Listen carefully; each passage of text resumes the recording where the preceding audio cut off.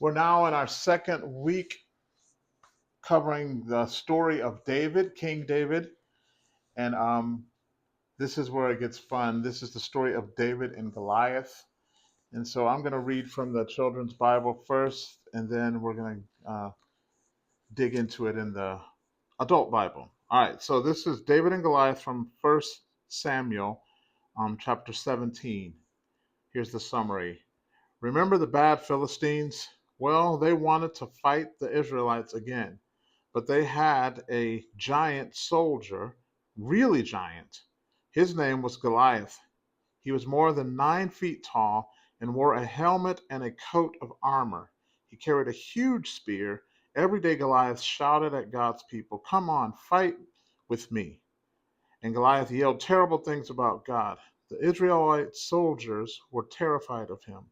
Even their king, Saul, felt afraid. So God sent help, a young shepherd, David. "I'm not scared," David said.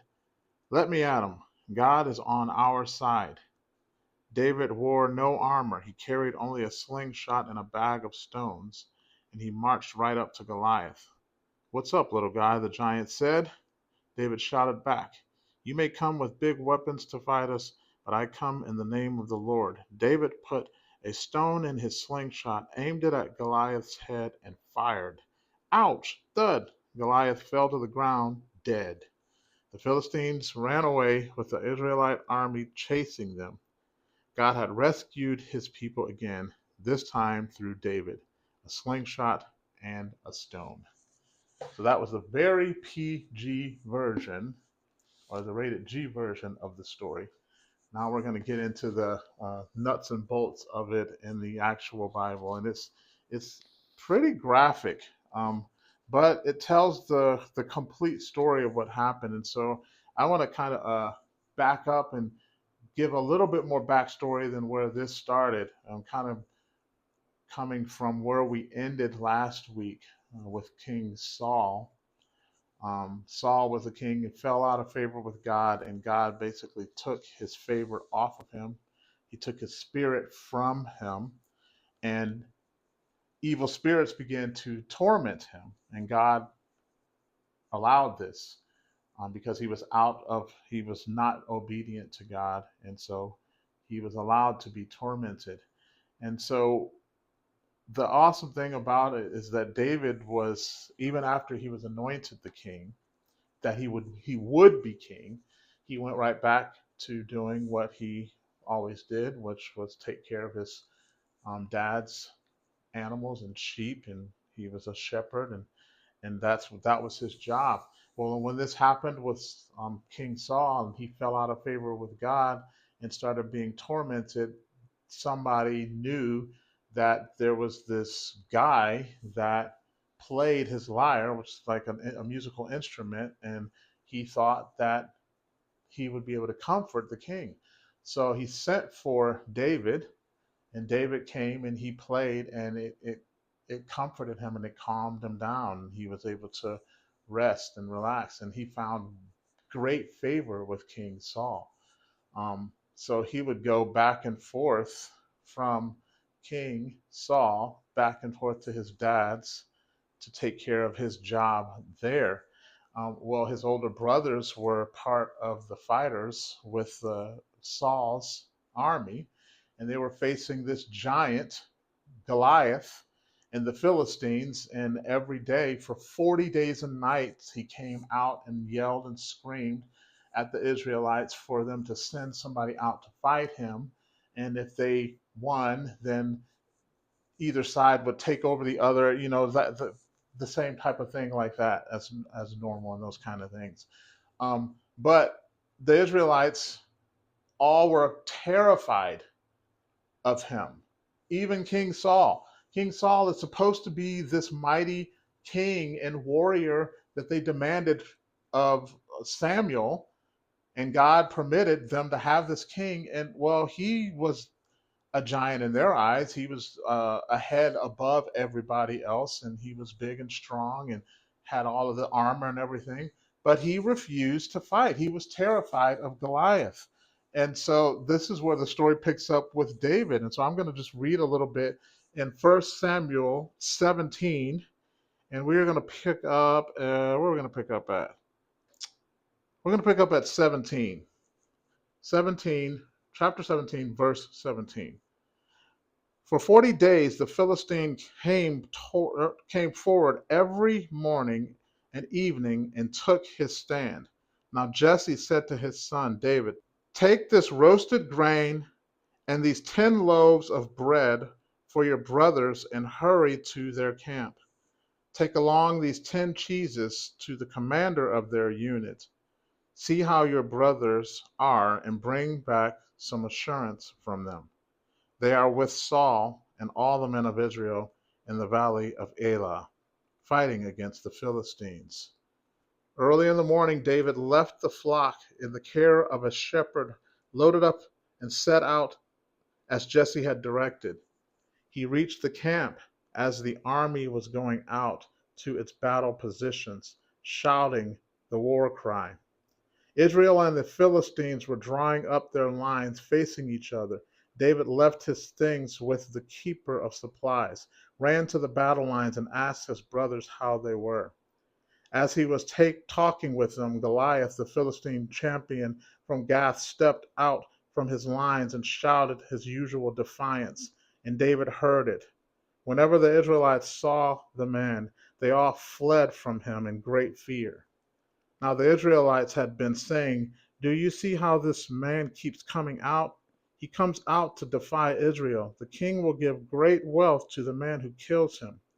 He will also give him his daughter in marriage and will exempt his family from taxes in Israel. David asked the men standing near him, what will be done for the man who kills this Philistine and removes this disgrace from Israel? Who is this uncircumcised Philistine that he should defy the armies of the living God? So here it is, this shepherd boy that finds his way there only because his dad sent him with food to take to his big, strong brothers that were fighting. And he gets there and he sees they're all shrunken back in fear, his brothers and the king. And then finally, David is like, okay, so what's going to happen to the guy that actually deals with this guy? And they tell him what's going to happen. And then something rises up in him. And he was like, okay, well, I'll deal with it if none of you guys will. So I'm going to keep going here now in verse 28. When Eliab, David's oldest brother, heard him speaking with the men, he burned with anger at him and asked, why have you come down here? And with whom did you leave those few sheep in the wilderness? I know how conceited you are and how wicked your heart is. You came down only to watch the battle. Now what have I done? David said. Obviously, that's brothers, typical conversation that there's history there. What have I done now? Can I do anything right? Can I even speak? He then turned away to someone else and brought up the same matter, and the men answered him as before. What David said was overheard and reported to Saul, and Saul sent for him. David said to Saul, let no one lose heart on account of this Philistine. Your servant will go and fight him. Saul replied, you are not able to go out against this Philistine and fight him. You are only a young man, and he has been a warrior from his youth. But David said to Saul, this is the part that this is awesome. Your servant has been keeping his father's sheep. When a lion or a bear came out and carried off a sheep from the flock, I went after it, struck it, and rescued the sheep from its mouth. When it turned on me, I seized it by its hair, struck it, and killed it. Your servant has killed both the lion and the bear. This uncircumcised Philistine will be like one of them, because he has defied the armies of the living God. The Lord who rescued me from the paw of the lion and the paw of the bear will rescue me from the hand of this Philistine. Saul said to David, go, and the Lord be with you. Then he tried to dress him up in all of his gear, his armor, and everything. And finally, David was like, I can't go in that. I'm not used to it, he said. Just let me go. And they tried to give him even his sword and stuff like that. And he's like, I don't need any of that. All I need is what I know. And I'm going to go with what I know. And he went and he faced him. And I want to read a little bit more of what happened once he got there. Meanwhile, this is in 41. Meanwhile, the Philistine with his shield bearer in front of him kept coming closer to David. He looked David over and saw that he was a little more than a boy, glowing with health and handsome, and he despised him. He said to David, Am I a dog that you come at me with sticks? And the Philistine cursed David by his gods. Come here, he said, and I'll give your flesh to the birds and the wild animals. Then David said to the Philistine, You come against me with sword and spear and javelin, but I come against you in the name of the Lord Almighty, the God of the armies of Israel, whom you have defied. This day the Lord will deliver you into my hands, and I'll strike you down and cut off your head. This very day I will give the carcasses of the Philistine army to the birds and the wild animals, and the whole world will know that there is a God in Israel. All those gathered here will know that it is not by sword or spear that the Lord saves, for the battle is the Lord's, and he will give all of you into our hands. As the Philistine moved closer to attack him, David ran quickly toward the battle line and met him. Reaching into his bag and taking out a stone, he slung it and struck the Philistine on the forehead. The stone sank into his forehead and he fell face downward on the ground.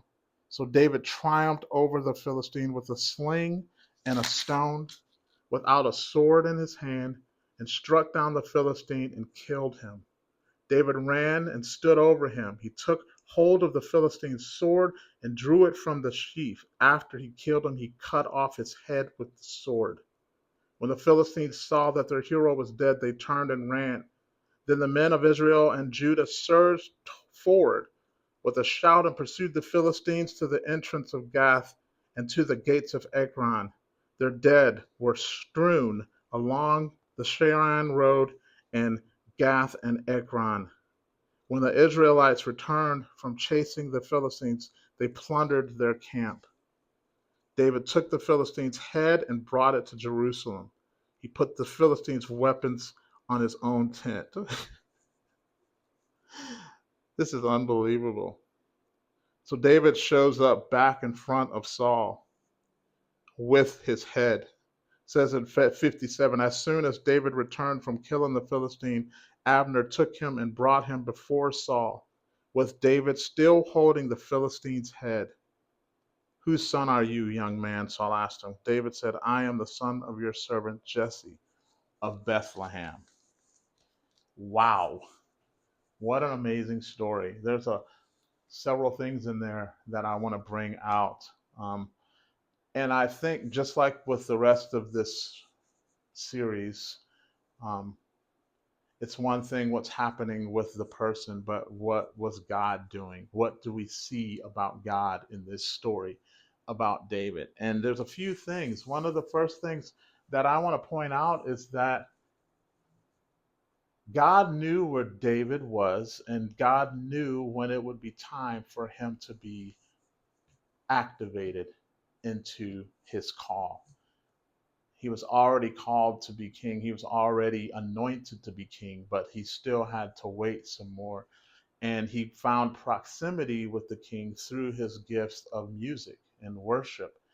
And he was called out of his father's field to come and do that. And that he found favor and became uh, very close to Saul and his family because of his talent. But through his obedience to his father to still keep serving him and doing what he was supposed to do in that field of the animals, um, when it was time, he was called upon. Well, he actually was called upon indirectly by just being there serving his dad with food for his brothers, but he was just close enough to hear what was going on. And this is where it reveals what God saw in David when he chose him and said, he is a man after my own heart. He will serve me and he will not serve another God. He will not be intimidated by other people and other people's gods. This boy will serve me. And you could see that on full display when David got within proximity and heard this man shouting and cursing their God. And he's looking around at his brothers and looking around at King Saul and like, okay, what are you guys going to do about this? Do you hear what he's saying? Do you hear how he's defiling our God? How dare he?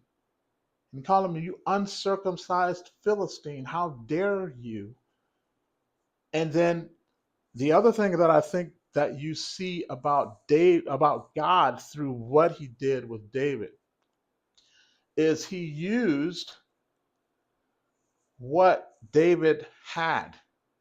He used the skills that were developed on a different field.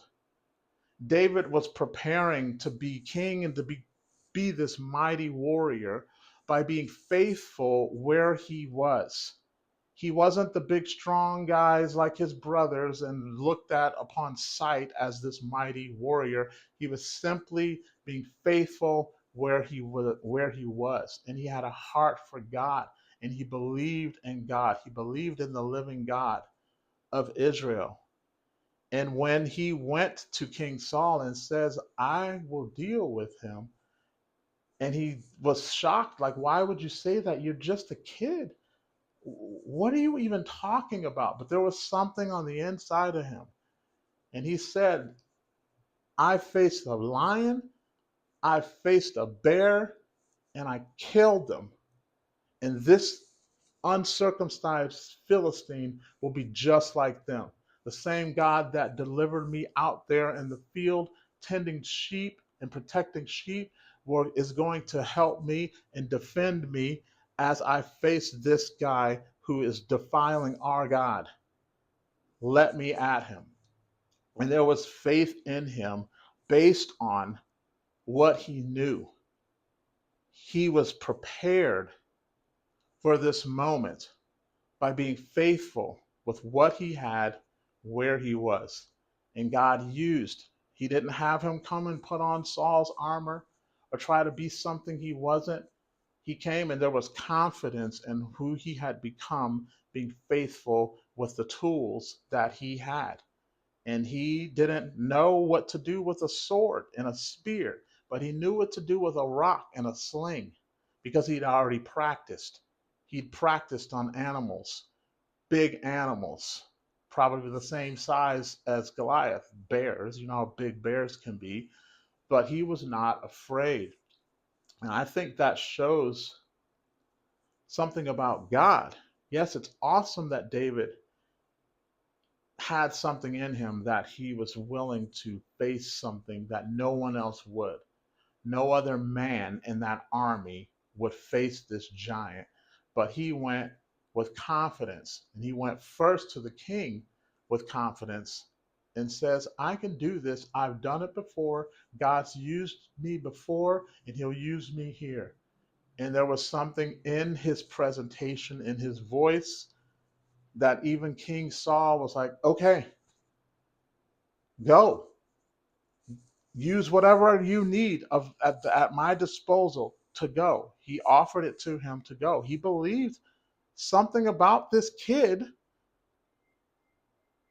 There was something in him that was worth trusting in, even for a mighty king. The king that the people chose now was putting his trust in this boy. But then when David went to go to try to start that process, he was like, no, no, no, I can't. I can't. This is too much. This is too heavy. I'm going to go with what I know. Just give me some rocks and give me my sling and get me close enough. I won't miss. I know what I'm doing with this. because I've perfected this in the silence and quiet, in obscurity. And I think this really shows what God does and who He is. And I believe that we can extract from this. Obviously, our story isn't the same as David's. We're not facing a physical giant that's leading an army. Like, none of us are facing that, but we all have giants in our lives and we have situations that are big. And if we are careful enough to notice, God has been preparing us for what He has for us in the future, and it seems unrelated.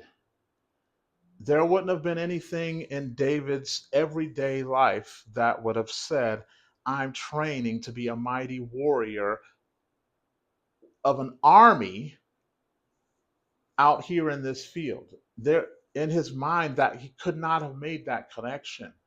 But that's how God works. He works with where you are, with what you have to prepare you. And if you will recognize it, even if you don't recognize it, if you will just be faithful where you're at, doing what God has put in your hands, getting better, growing with what God has given you, God will prepare you over here for something that's going to happen over here.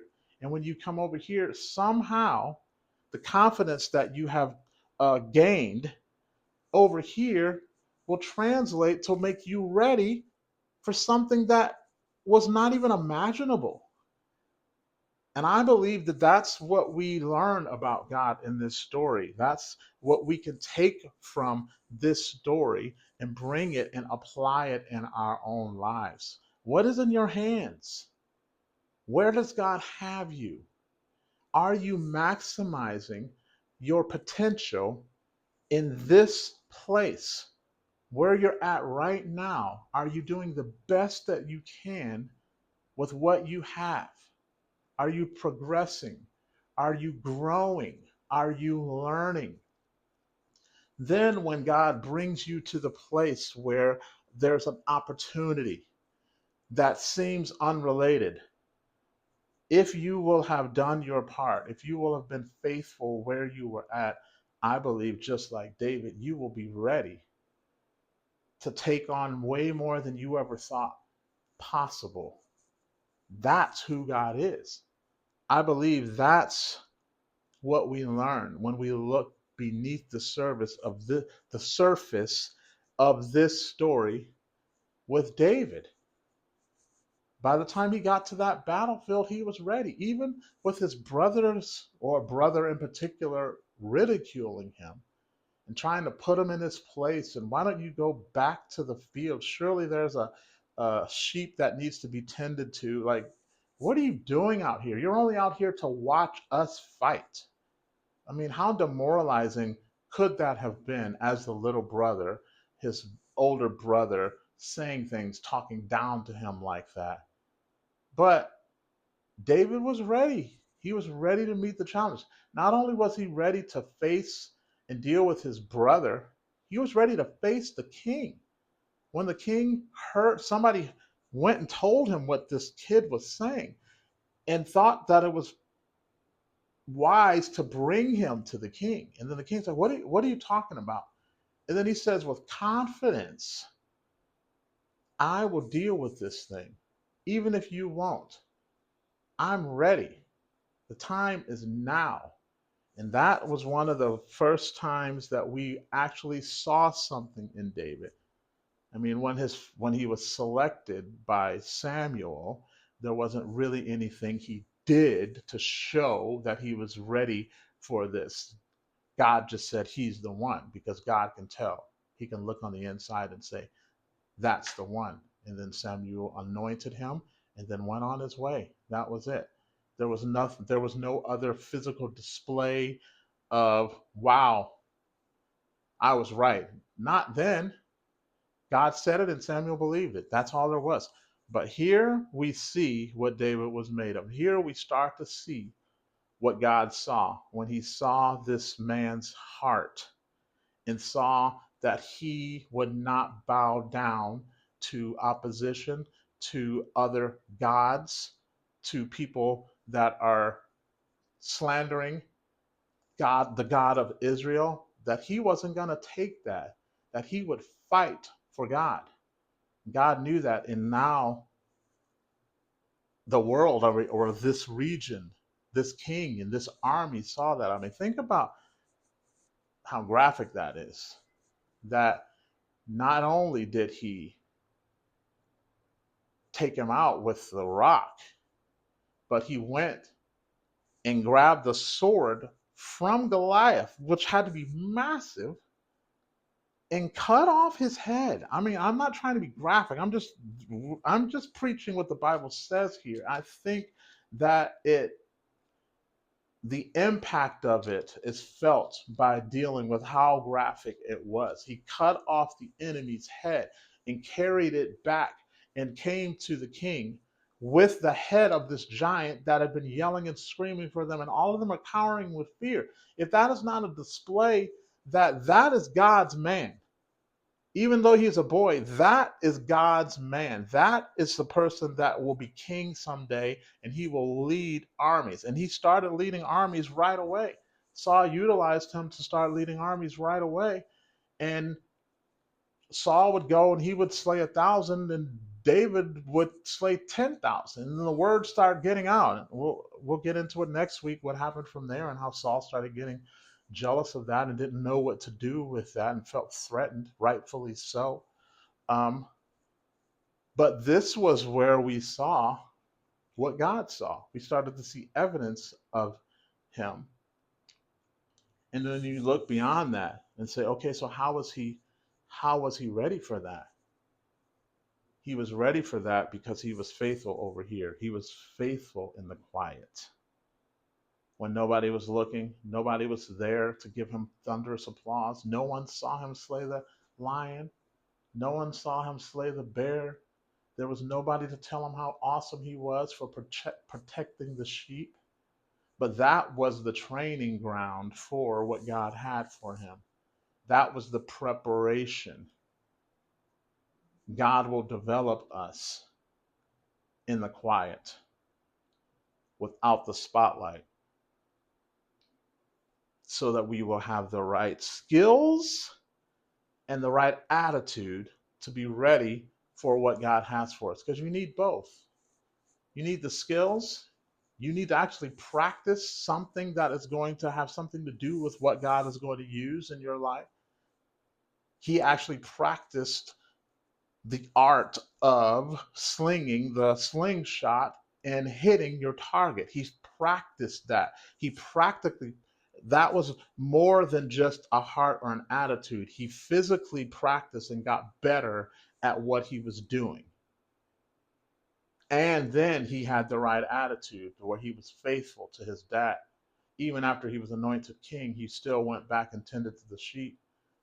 Even after King Saul was coming, come over here and play the guitar for me so I can get rid of this anxiety in my head. He was faithful to his dad and to the King Saul. He was faithful. He had the right attitude and the right heart. He served those men. They were in authority over him, and he had the right attitude, and he developed his skill. So when called upon, he was ready because of both. He was at the right place at the right time because his dad said, go take sandwiches to your brothers, even those brothers that were never good to him. Clearly, this wasn't the first time they talked down to David, or his oldest brother talked down to him, but he was faithful and went and did it anyway, and went to where they were at to check on them, just like their dad said.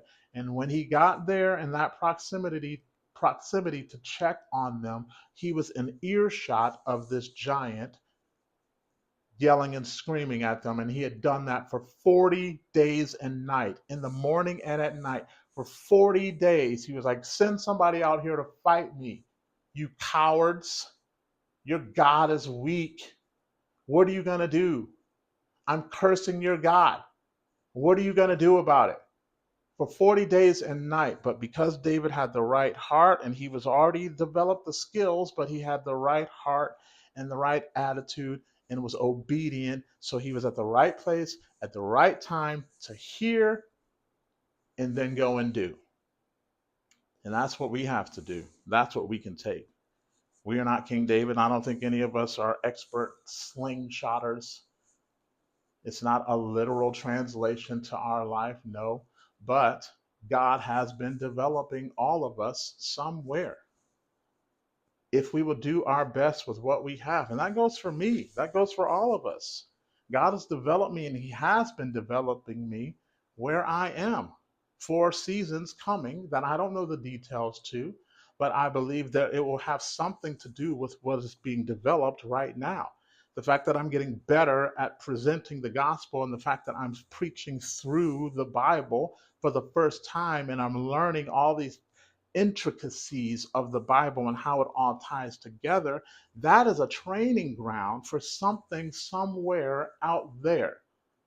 That if I will be faithful with what I have right now, if I will learn and grow and get better at the craft that God has put in my hands, and if I will have the right attitude, if I will submit to the leadership in my life and learn and not act like I know everything, because I don't. I'm a novice at this stuff. But if I will learn and grow and take the opportunities given me, I will grow and develop and I will be ready when called upon in seasons that I don't know about, that I would never imagine that this is preparing me for that. I wouldn't make the connection that this means you're ready for that down there. But God knows. And if I will have the right heart, if I will have the heart like David had, if I will be a man after God's own heart, and I develop my skills and offer them to God, God, use me however you want, wherever you want. Use me. I'm yours. My gifts, my abilities, my talents, my heart, my attitude is yours. I submit to you, Lord. Because I'm submit to you, I submit to the people in my life that I should be submitted to. I believe that God will take me and use me in ways that I don't even know or that I'm unaware of.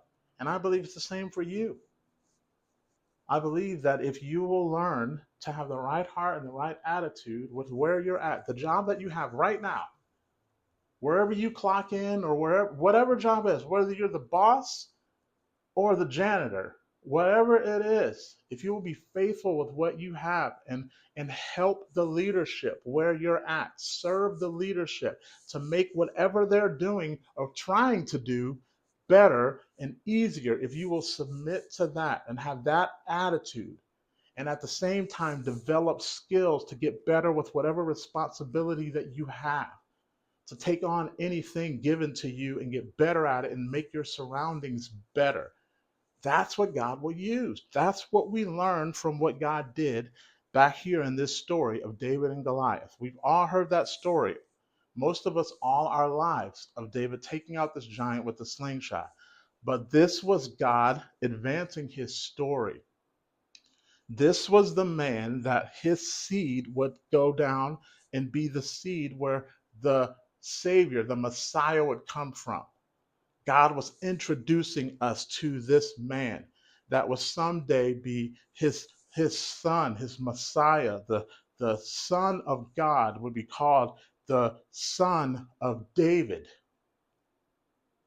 Jesus, Son of David, have mercy on me. That's the connection of what God was doing by introducing David to us then and now, because it was recorded in the scripture and we can read about it. God knows what he's doing. And the same God that was orchestrating the life of David, that would be King David, is the same God orchestrating your life. It's the same God orchestrating my life. And we can trust him and do our best with what we have and watch what God does with us. Lord, thank you for this story. We've all heard it so many times.